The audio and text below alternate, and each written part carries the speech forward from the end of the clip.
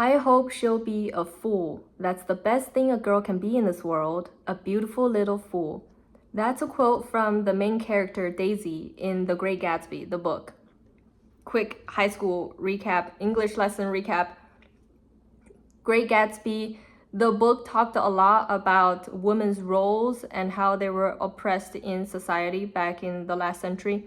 And then it basically talked about how women were encouraged to not be autonomous, to not be independent, and not have her own thoughts. And the society encouraged the woman to only chase after money and status, and to just be stupid, okay? Be pretty and stupid. And that quote from Daisy was to her newborn daughter at the time.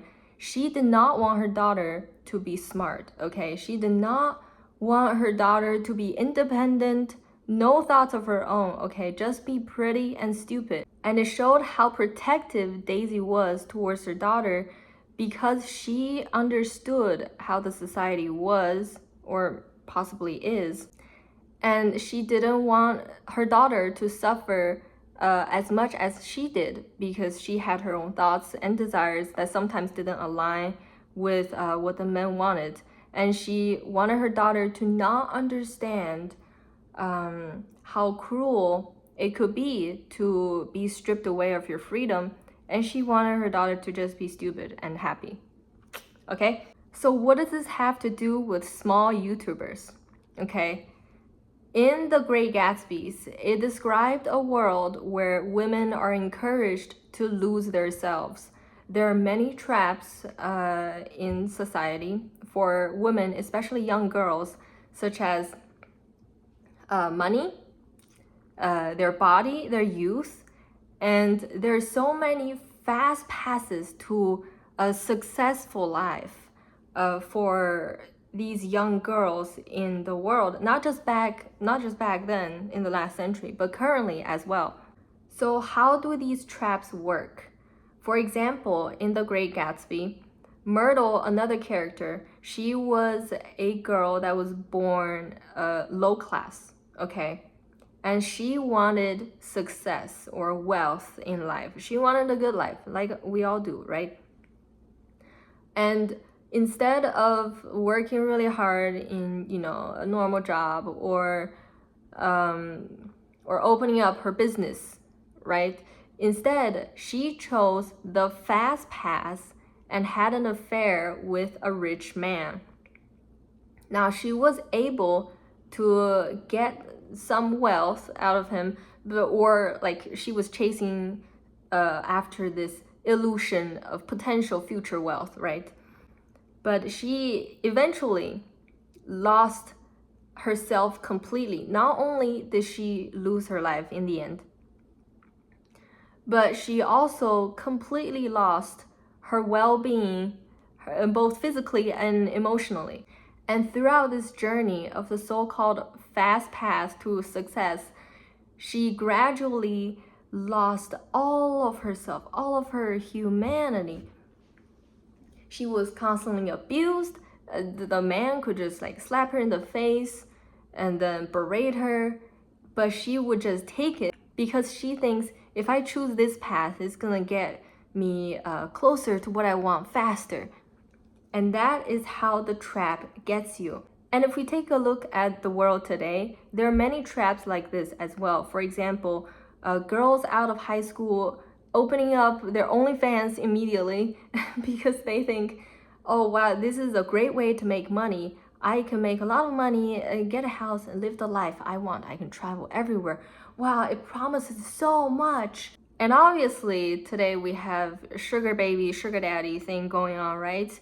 And a lot of these girls that got paid out by these rich old men trying to get their bodies.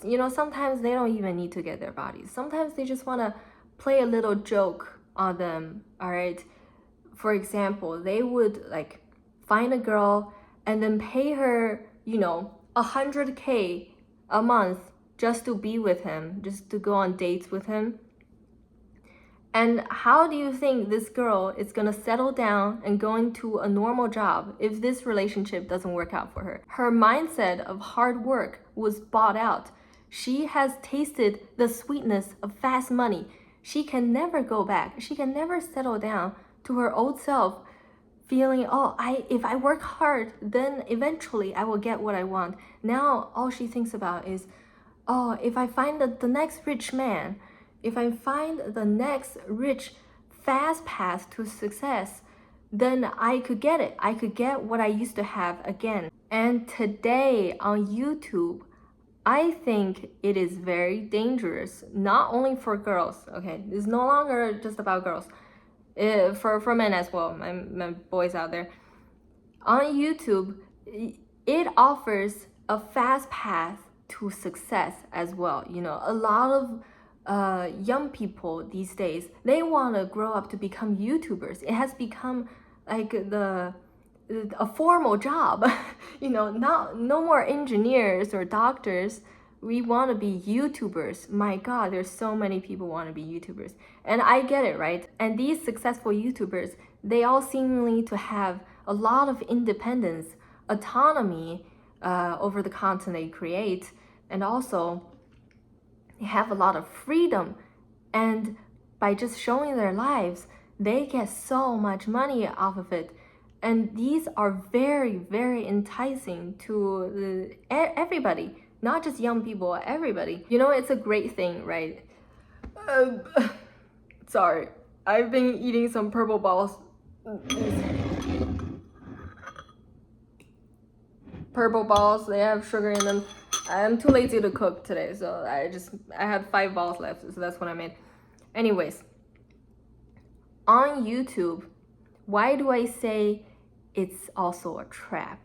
It's because there are these channels that are specifically targeted to small YouTubers trying to promise you some crazy shit. Like, oh, you could make a faceless AI channel and make 100K a month in 90 days.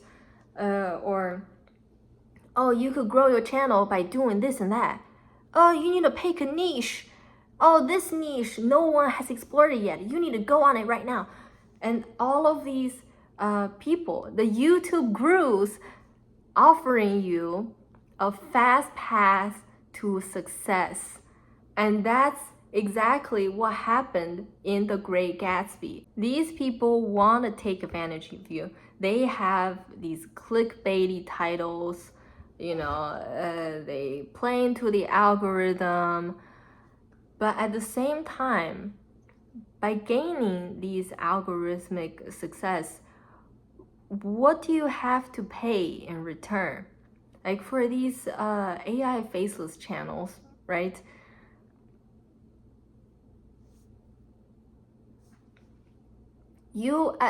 I feel like as a human being, you lose so much by making AI slop. All right? Why? Why? You don't have to do this as a human being. There are also people that are like, oh, this niche is great. You need to get on this niche immediately. Then you wind up doing something you don't like, and you have to do it every single day for a long time. What are you paying exactly for this illusion of success? This is exactly like Myrtle in The Great Gatsby, the girl from the lower class who had the affair with a rich man. They want you to be someone like Myrtle so they can steal your money, steal your time, and steal your morals, and steal your trust. I am so tired of these fucking YouTube gurus showing up in my feed. Whenever I started making my first few videos, my first few shorts, right? I was making my cooking, goofy, silly videos, and I'm having fun with it. And there was one time I was scrolling through YouTube, as I always do, and then I saw this my first YouTube guru video. Okay, they were saying, oh, you could do this by doing this, and then you will get so much money in 90 days. Get your channel monetized right now. And And then I watched it a little bit, and oh my god, that kind of content started littering my feed. You can't stop them coming, okay? It's fucking insane. And then you will start to see a lot of like contradicting opinions because that's what the algorithm likes. You know, they like people fighting each other, having different opinions because that's more time on the platform, right? And then for example, there was this one video I watched from this channel is not small, by the way. And then this video was saying, the title was "Don't Pick a Niche on YouTube." And this title was very contradictory from what everyone else was saying on YouTube at the time. And after you go into their video for a little bit, I think it was like 1 minute or something, and they start talking about, oh, you need to start picking a niche right now. So it was actually just clickbait. It was just clickbait for engagement. And that's when I realized that these channels, they're not like real successful channels. They are successful because they play into the algorithm, and they know that small YouTubers want to know about these things. So they post them specifically. Their audience are just all small YouTubers trying to make it on YouTube. And they're just completely taking advantage of that. Every single one of their videos is all about, oh, how you can make so much money on YouTube. Oh, look at my earnings on YouTube with 20 million views. Oh, check this out. I am so rich. I made so much money on YouTube. And you could be too. Time to buy my course. And the amount of these videos that showed up on my feed just because I watched one of them was insane. They were just literally trying to feed me like a livestock, okay? They were trying to shove these down my throat, thinking that I like watching these content. And this is where the trap comes in. You know, we all know how advertisement works. They basically just show you a bunch of times so you know them. If they show you enough times, you start watching them. That's how they get you, right? Once you go down, once you start watching one video, you will get the next video saying like maybe a different opinion. You'll be like, oh, interesting. And that's not like what I just heard. And then you will keep going down this path. You keep watching more and more videos specifically targeted to small YouTubers and try to get views from small YouTubers specifically. And these videos promise small YouTubers fast fame, fast money, fast success. You know, the fast pass. Oh, if you do this, you'll get on the fast pass. But if you actually listen to their advice, eventually you'll find out that they have a course for how to run your YouTube channel and how to grow your YouTube career. And then they want you to start paying, and then perhaps you would start paying, and bang, they got you. You know, all in all, people be scamming and people will get scammed. This is just, it's never gonna stop. All right, it's not happening. But I think the most important part comes down to, what are you actually paying aside from the money, right? When you're trying to make it on YouTube, like with shorts, you're basically posting every single day. And then if you want to make like quality shorts, you have to edit it. When I was making my cooking shorts, I was actually spending like 10 hours a day cooking my food and then editing it for like 8 hours. And then I have to do dishes after. And gradually I started noticing myself trying to appease the algorithm a little bit. You know, I kind of fell into the trap a little bit. I started to not enjoy making videos that much. And I also started to realize that sometimes I'm just not myself on video anymore because I'm trying to appease to the algorithm or the audience in general. And I think losing yourself is an incredibly scary thing. Aside from the gurus on YouTube itself as a career is a fast pass to life, right? You know, that's why a lot of people chase after it, because you can get to a lot of money really, really fast if you're successful. For some people, they have a small business and they're using it to advertise, you know, that's awesome. And for some people, they work really hard, you know, they have the time and money to stay alive while trying to make it on YouTube, posting videos every single day. That's also really great. But I think the difference between those people that are not in the trap and those people that have fell in the trap is that the people in the trap are starting to sell themselves to the algorithm. The algorithm itself does encourage you to sacrifice certain things for the fame and success that you want to achieve. For example, if you're posting every single day, you could be losing your well-being, both physically and mentally. Perhaps you don't have time to eat all your meals every day. You forget to drink your water. Forget to sleep because you literally don't have time because you're spending 8 hours editing videos. And emotionally and mentally, you're giving up your freedom of time. So YouTube seems like it gives you freedom and time and autonomy, right? But when you're trying to grow your channel, you literally have to post every single day. And one day of not posting a video is one day you cannot grow. And that is a very scary thought. It's like having this demon, but it's very slow. It's a slow walking. It's a demon sloth. And it's constantly chasing after you. And you only have a certain amount of time that you can rest before the demon catches up to you. You just have to keep going and keep going. And for those that descend down this trap, eventually, maybe they watch too many gurus, maybe they listen to too many opposing jumbled information on how to get successful fast.